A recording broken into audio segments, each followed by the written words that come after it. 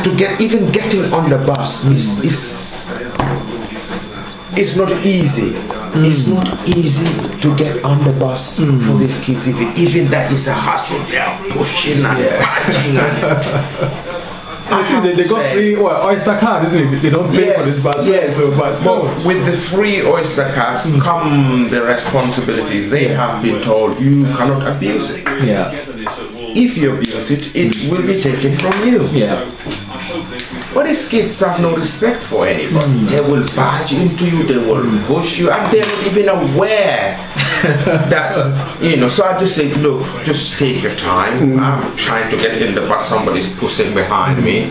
When you look, it's a kid? As a kid, it's a pupil from school, actually. So it is a big problem. It is. But like you say, we gave them that power. The kids now feel they have got the power, they can challenge.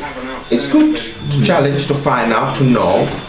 But challenging now is just gone beyond everything. They think they can challenge you. And I think it's getting out of hand now. I mean, it's got to a point where it's just ridiculous. I mean, it's just getting so bad. It is very bad. It is very bad. You go to the schools, like we were saying, man, the schools, kids would literally tell you to be off, in class. Will you tell the teacher? Yeah, teacher. I would lose it, man. I would lose it. They don't mind about it. On the ear or something. The kind of teaching I do, supply teaching, I'm not their regular teacher, so they don't give a shit who I am. I can't make them do anything. Yeah. So what do you do in that way? I mean, then how do you get something done? The thing is, it's not, you shouldn't ignore them as well, because I think some of these kids need a good talking to.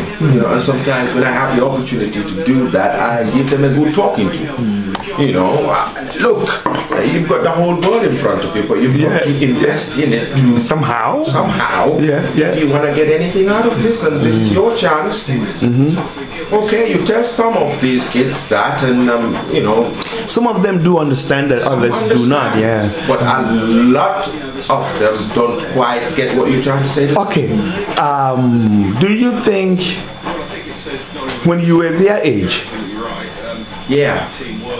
Can you put yourself in any of those groups that you do meet on a regular basis now? That's a really good question, Jerry, because really, when I decided to be a teacher, the buzzword then was being a reflective type of teacher, and what that simply meant was looking back at a time when you were a pupil yourself and how you could use some of what had happened to you, because not when we went to school, not things that happened in school wasn't necessarily the best of things anyway. Yeah, but it wasn't as suppressive. But it wasn't as bad as Yeah, because you see the teacher and you respect the teacher. It's absolutely. Not like, I grant. We all did bad things, in school, but this is just. I grant.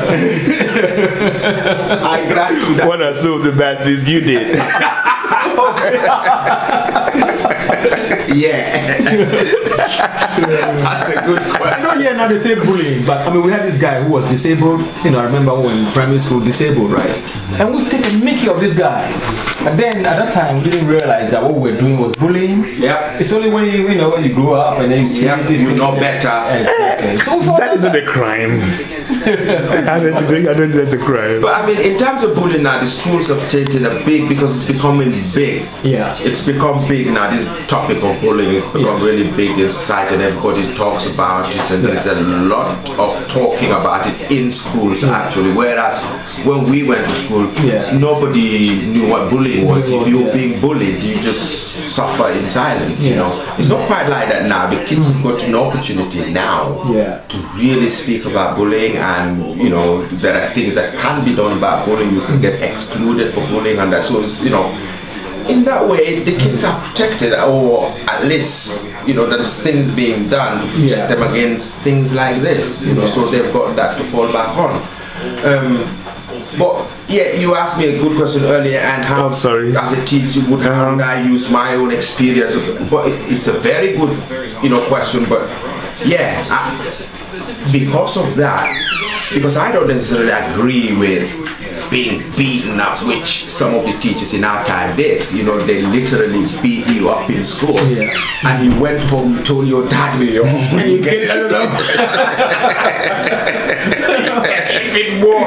You know, well, that was for being bothered on abuse. That was basic. You know, I still can remember a teacher who hit me, and I can still remember that 20 years ago. That couldn't have been a good thing, you know. I'm advocating that at all, and I don't want to see that in our schools now. But I think what the kids need to realize now, with all the rights that they have, come the responsibility. You know, it's a give and take thing. Yeah, You right. cannot have all of these rights and no responsibility given back. And I think that's what's mostly wrong with our kids now. You know, they want to exercise all these rights, not realizing actually I need to give something back in terms of my responsibility. You're my child. You have the right to be looked after, to be fed, to be clothed. Your responsibility is to make sure that you go to school and behave yourself in school, and you know, that sort of thing. You know, that's the way I think it can work, Jerry. You know, but the kids, I feel, are not taking responsibility, even though they've got all these rights. You know. Yeah. And funny thing is, they know their rights as well, you know. And even in school, they teach them their rights. So, for instance, if you say smack your child or something, she said, I'm going to phone the social service.